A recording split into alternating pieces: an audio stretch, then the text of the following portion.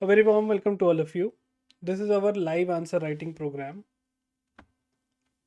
So, before starting the session, let me tell you about our other programs which we have started to help all the aspirants who would be appearing for UPSC 2023. So, first of all, we have started this revision and mentoring program. And the highlights of the program you can see from here that we have prepared a weekly as well as monthly topic wise revision plan. Clear? So, in which we will give you a weekly target. Let's say from Monday you have to read, let's say, two chapters of Lakshmikant, be it fundamental rights or DPSP. On Tuesday you have to read, let's say, another two chapter of, let's say, modern history, right? So in this way, and by, let's say, by Friday you would be reading two, let's say, 4 to 6 chapters of, let's say, two subjects from, let's say, polity and modern India. On Saturday would be, we will be making a one-on-one video call on Google Meet, and we will be gauging your preparation level. So, have you completed the targets which we have given you from, let's say, Monday to Friday? Have you done it or not? If you have done it, whether you have done it on the right track or not. So the main objective is to help you cover the syllabus by making you stick to the right path. Nothing more to read, nothing less to read. We have to read a very optimum thing so that we can clear the prelims exam very easily. Okay, so this is our program. Will give you a data set also about your preparation level. So you would be attempting the questions and will give you an analysis of those attempts also. So whether you are weak in polity, and in polity also, if you are weak in, say, certain specific chapters, we will present you that data also so that you can improve that particular topic. So this is our weekly highlight program, revision and mentoring program for UPSC 2023. Clear? And we will be focusing on the mains aspect also. You would be given the questions, we will be writing the question, and we'll check that questions, and we'll give you a very accurate and very optimum review for all whatever you have written in that paper. Clear? So these are our various programs you can see from here. The best deals where you can see from here, and you can contact at this number if you want to join. Many of the students, we are not here to, let's say, take a huge number of students. We are here to take those aspirants who are very serious for this exam and who are dedicated to give at least 6 to 8 months of continuous study without any break. And from our past experience, we have also seen that those students who were very consistent for 6 months, they have cleared various stages. 4 students have cleared prelims, and this mains also, 7 of our students have cleared the mains, and they would be appearing for the interview. And we have kept a very small batch of, let's say, 5 to 8 people in a certain batch, so that we can properly give one-on-one attention to that student. Clear? So let's start. Today we'll be dealing with the general studies paper 2 governance part. Okay, so the first question is, see, governance, good governance, transparency, these are all the keywords you will find in your UPSC GS paper 2 main syllabus. Okay, so the question here is, social audit not only increases accountability and transparency but also facilitates good governance. You have to discuss it. Clear? This is the first part. Now the second part, also highlight the impediments faced in institutionalizing the social audits in India. A very typical word, all right, but simple in meaning. So no need to worry. So this is our second part. Clear? So in the first part, what you have to do? How social audit leads to accountability, transparency, and overall how it leads to what? Good governance. What is good governance? How you would say that this government is good when your problems are getting solved in a timely manner. Simple. So, how social audit will help in good governance by bringing accountability and transparency? You have to discuss this. And let's see what your approach should be. And in the second part, you have to write about the various challenges which are being faced by in institutionalizing this in India. Clear? So, what should be your approach? First, you have to briefly discuss the concept of social audit. What is social audit? You have to briefly describe it. Then you have to explain how it brings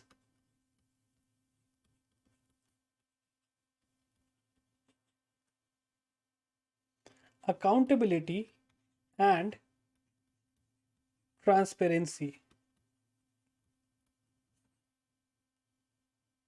How it brings and finally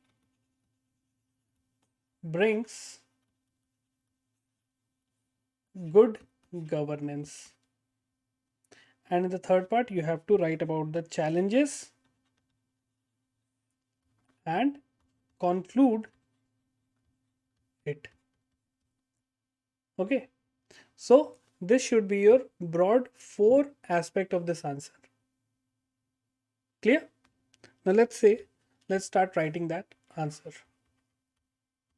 So first of all, what I have said that briefly describe the social audit. So social audit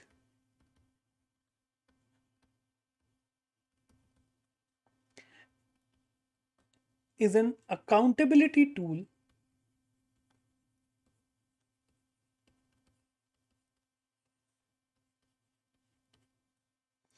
that measures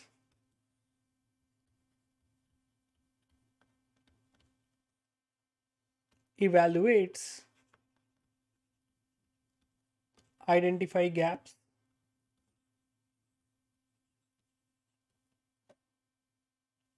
in service delivery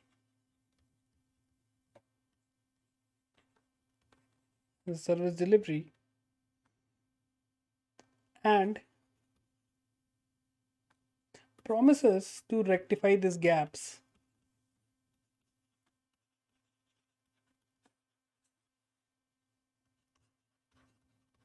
These gaps with the direct participation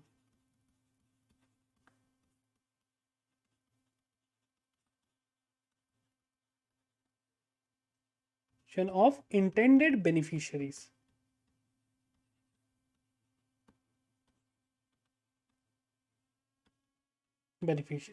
So let's say for a program, I am the beneficiary. So social audit will keep the government accountable by including me.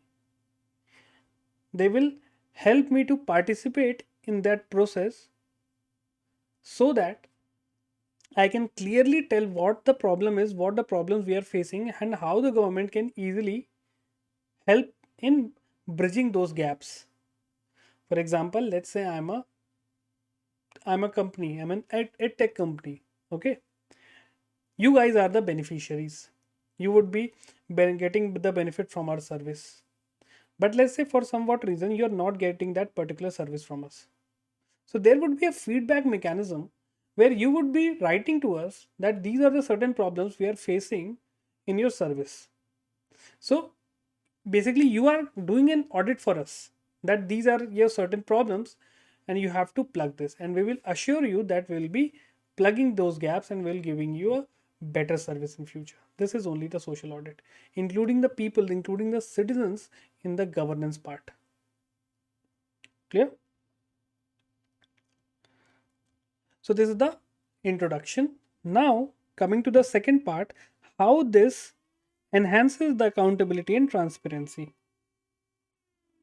Clear? So you have to write that in social audit,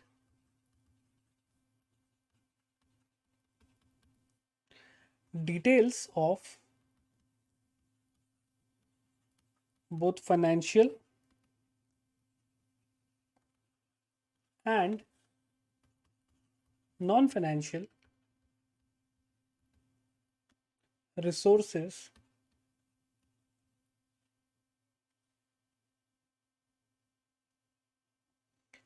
used by public agencies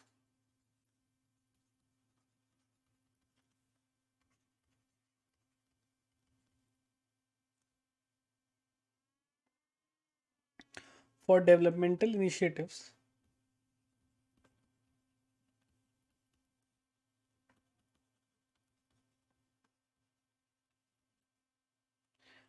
is shared amongst the designated people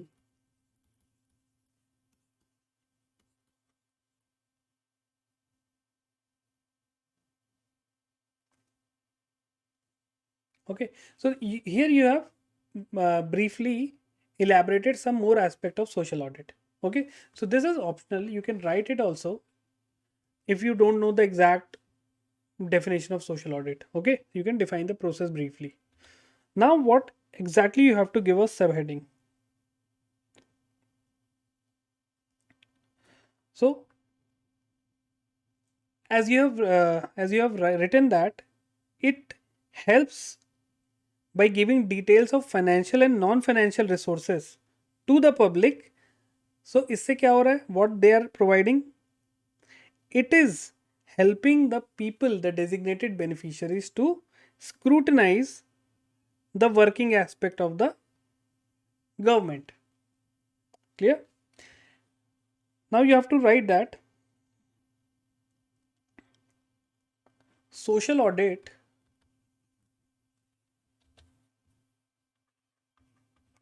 social audit promotes good governance. Now you have to give a subheading to address the second part, and now you have to write that how first a mandated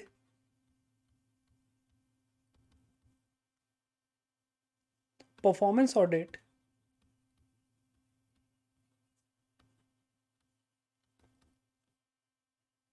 not only increases the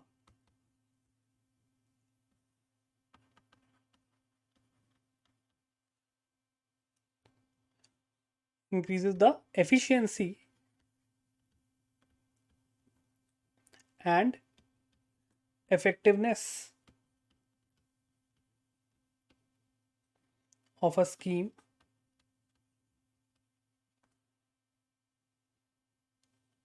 but also creates a positive impact on governance, a positive impact on governance.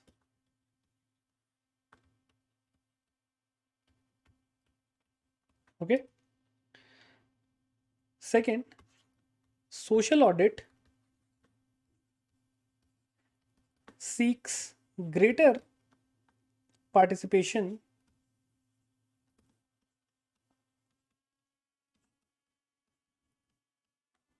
of people in the implementation of programs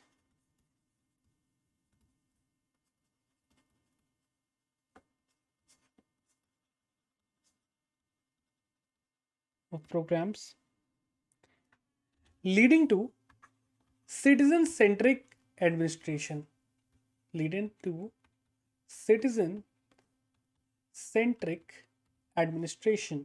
A very important keyword, you should remember this word. Okay. Third one is it uncovers irregularities. It uncovers irregularities and malpractices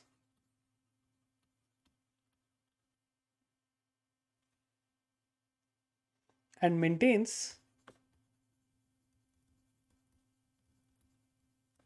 an oversight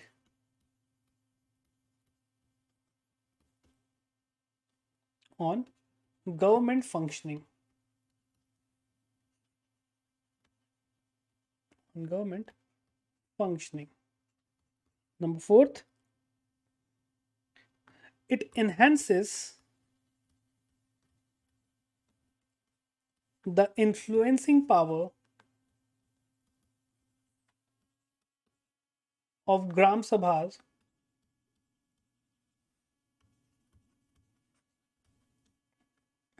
the linchpin of rural governance structure.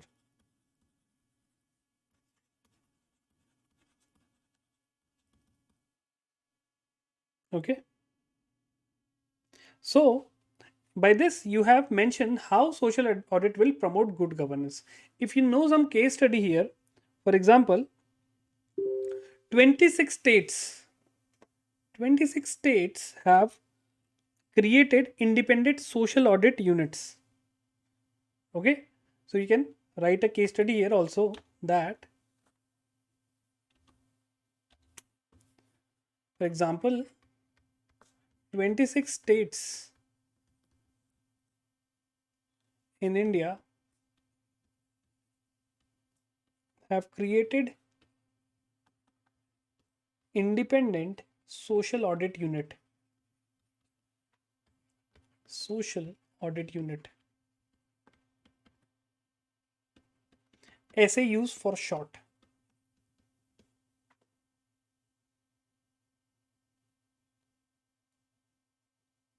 Clear?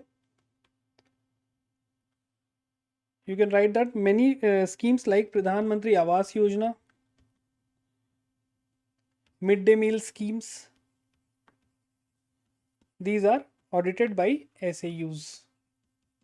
Okay, so you can write this example also. Clear? Now coming to the last part, what are the challenges? So you can write here the challenges.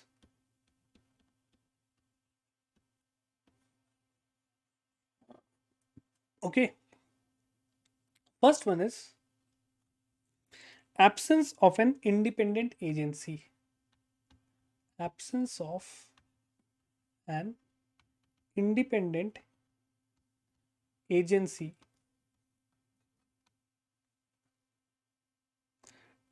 to investigate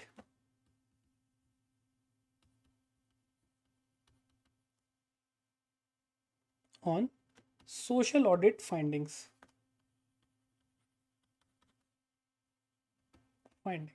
Okay.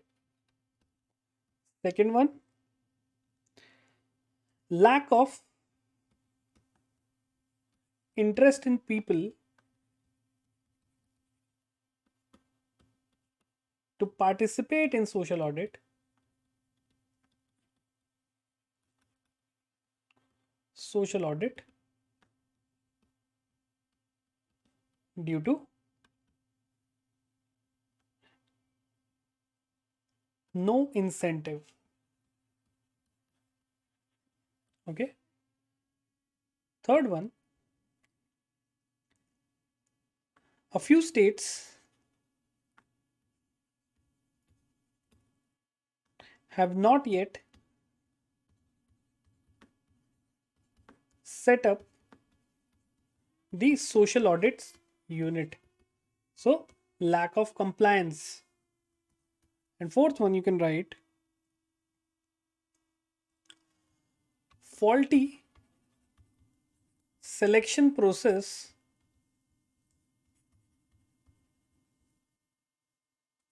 for social audit. So, 1, 2, three and four. 4 points you can write in challenges. Now, how would you conclude?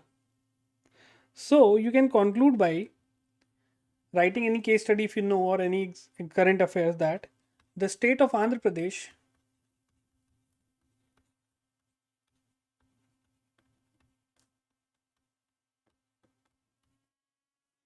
has become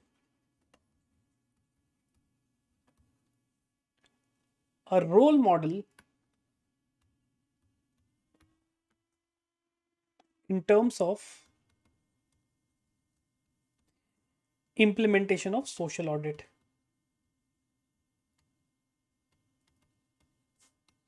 Of social audit. In 2017, Meghalaya became the first state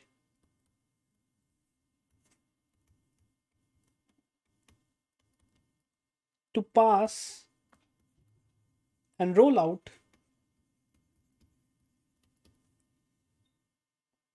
a social audit law.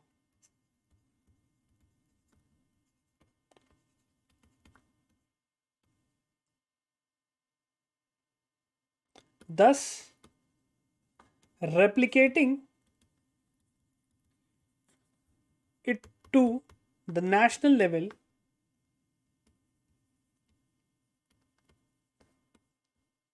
will help us, will help in bringing good governance.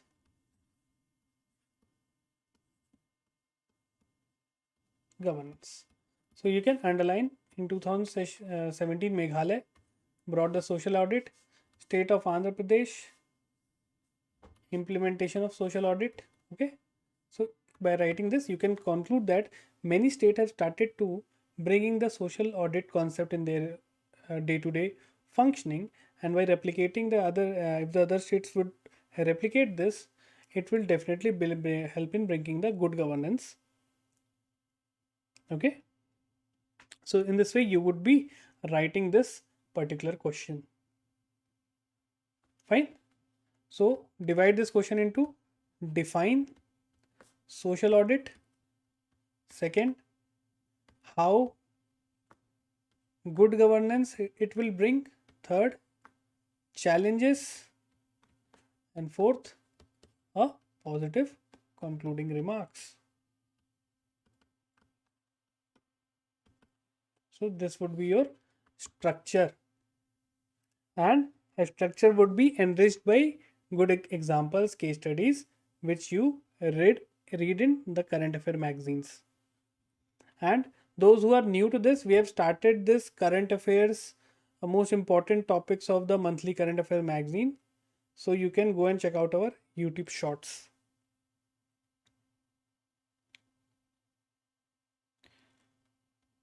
Now moving to the next question. So again, this question is based on governance aspect. So the question is that there have been concerns related to foreign fundings to NGOs in India. So NGO have been directly mentioned in your GS2 main syllabus. So foreign funding to NGOs, so there have been concerns. In this context, you have to examine the current framework regulating the NGOs. So first you have to justify this statement. Why there have been concerns in India due to foreign funding. Okay, so let's see the approach. How you would be writing this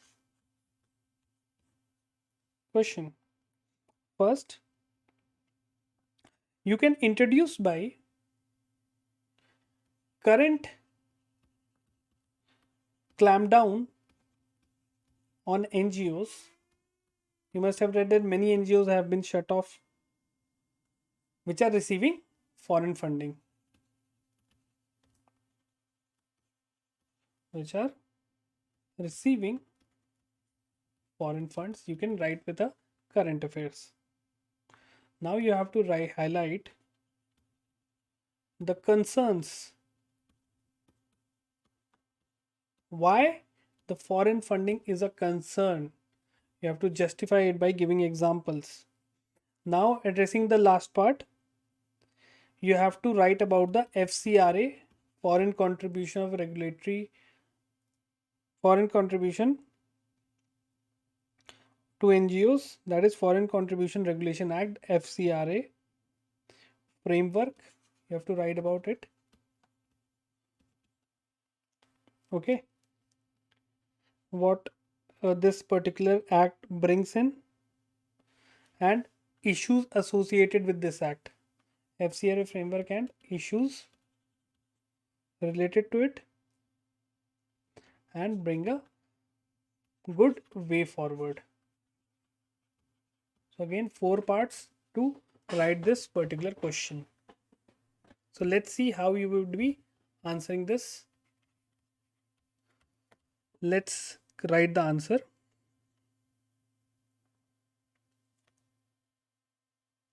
So you can start with, in India, permission to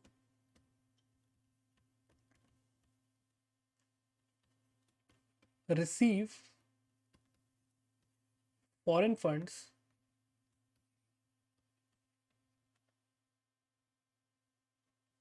has been taken away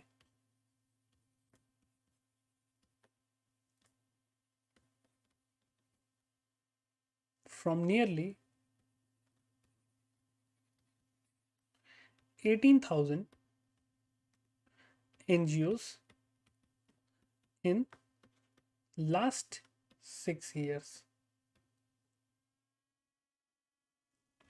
Okay, so if you know the name of the report, you can write in bracket as per, let's say, the economic survey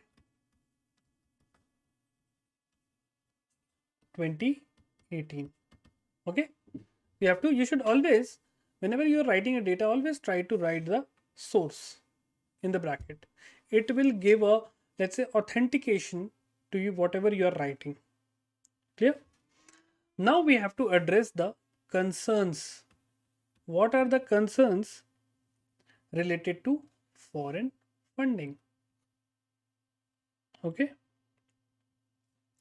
first one is, you can write like this, concerns. First one is obstruction to development. Obstruction to development. How it is obstructing the development? You have to give some example. So, Greenpeace India, right? Greenpeace India organizing protest against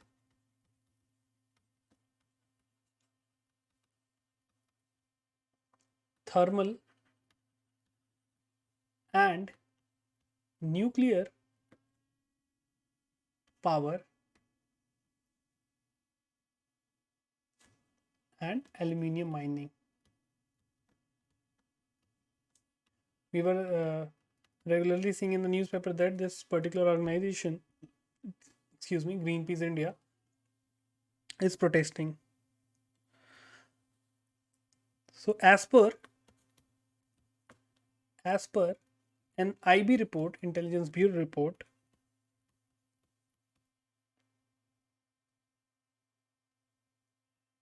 such obstructions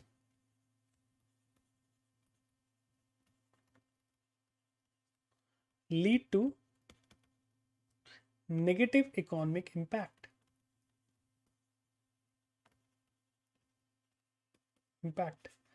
Because see, if there would be a thermal power plant or let's say nuclear power plant, it will produce employment, it will help in generating income and thus the economic development. Okay, so economic impact to the tune of 2 to 3% of the GDP.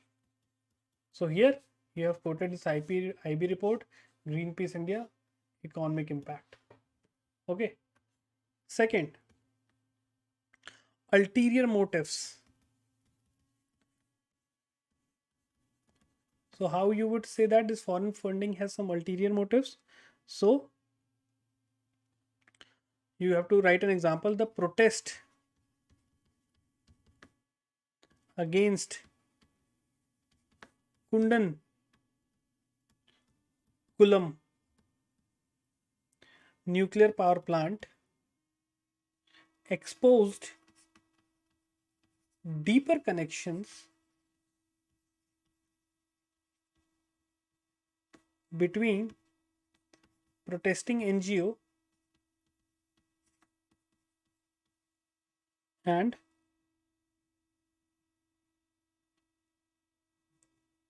US based donors. So they did not want that, the US donors did not want that India, there should be a next nuclear power plant of, should be manufactured, let's say constructed in India, because this will bring into India to a more heavy nuclear power and may be a threat to US. So they tried to fund a certain NGO who was protesting against this Kundankulam nuclear power project and who are gaining this particular uh, benefit from the as the part of foreign funding. Okay, so you have write this. Now third one, write at least 2 to 3 examples. Lack of transparency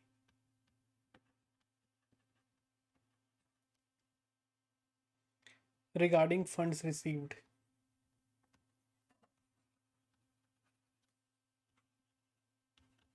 Funds received, as many NGOs fail to submit their annual financial statements.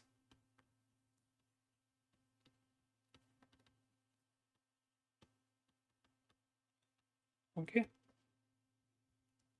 on time. So there is a lack of clarity how they are getting those funds. Then fourth one is more foreign assistance.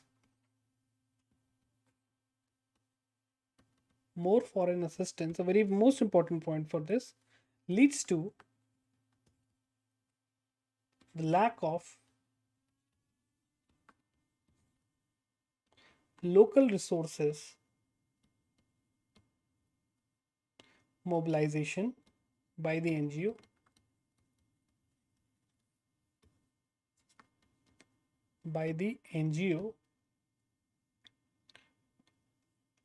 that contradicts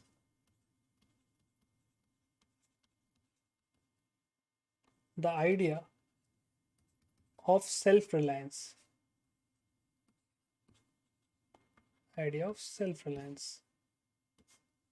More foreign assistance contradicts self-reliance. Okay, so lack of transparency, fail, annual financial statement. You can underline this keyword also. Okay, so you have given the major concerns. Now you have to write about the regulating framework. So you have to mention, give a subheading that regulatory framework for foreign funding of NGOs.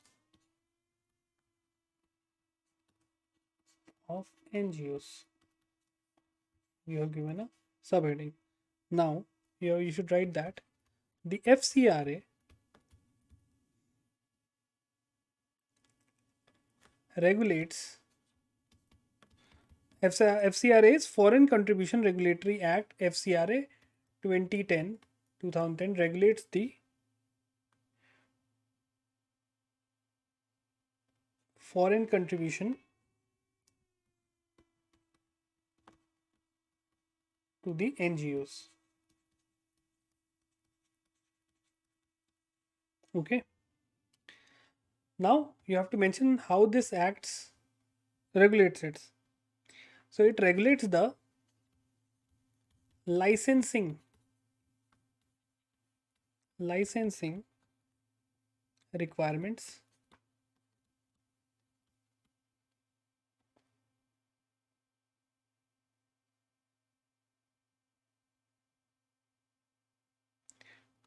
validation of bank accounts. You have to briefly describe that how it is regulating validation of bank accounts. Thirdly, prohibits acceptance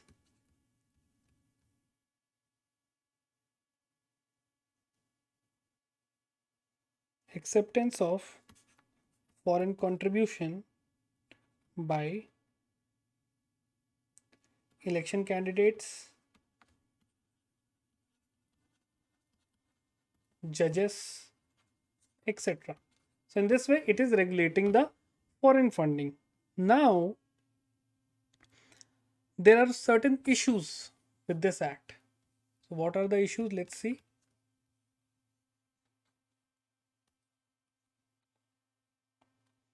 First thing is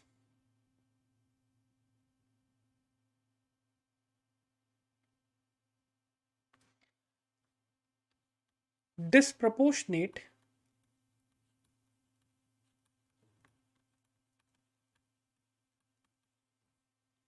penalization. You have to explain this a bit.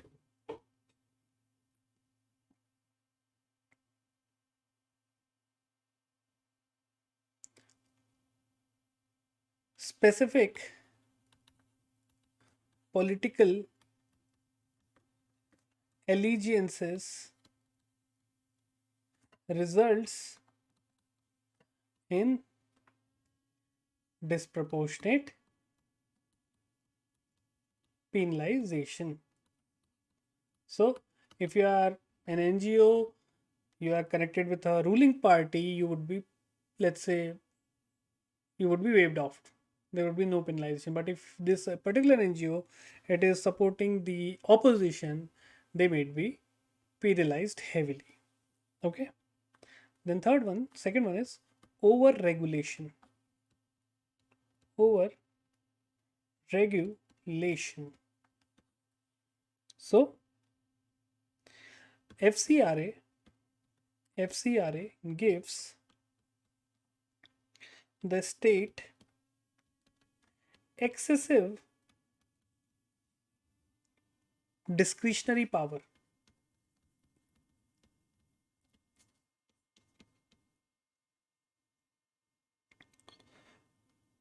to apply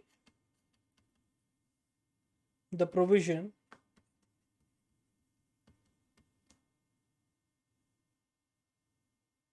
in an arbitrary manner. So there is lack of clarity, because of which the state use their discretion to apply the rules, and which affects the developmental process. Third one, non-conformity to international standards. So basically what there is, in the international scenario, access to resources, particularly foreign funding, is a part of the right of freedom of association.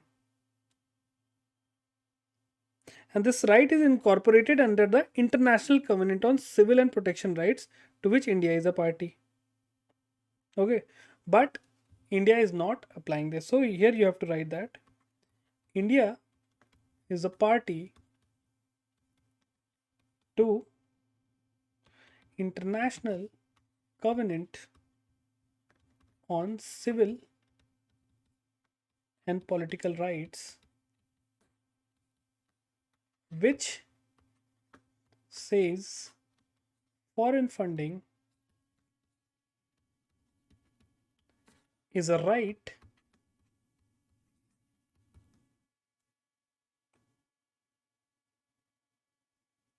is a part of right to freedom of association.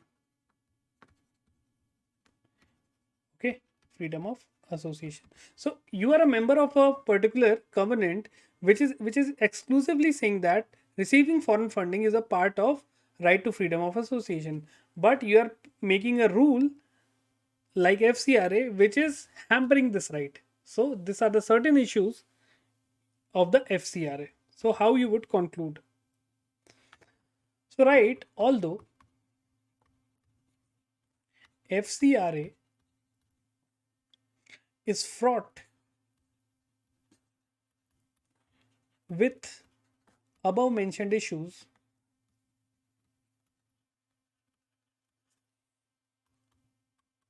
above mentioned issues, the sector's lack of transparency and accountability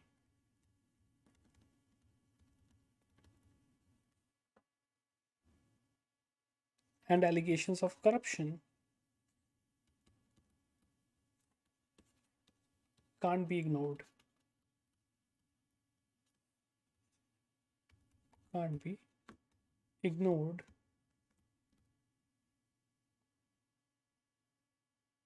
A fair regulatory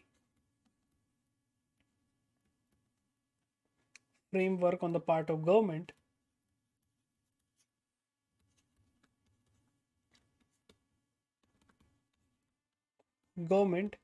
is needed,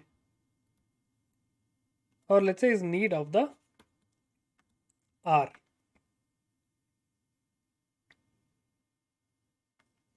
Okay, so you can conclude it by saying that there is a fair regulatory framework on the part of government which is the need of the hour, so that they can simplify some of the process, some of the powers of the FCRA.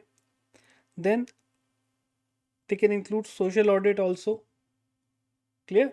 So social audit, which we have took in the previous question, is a very important tool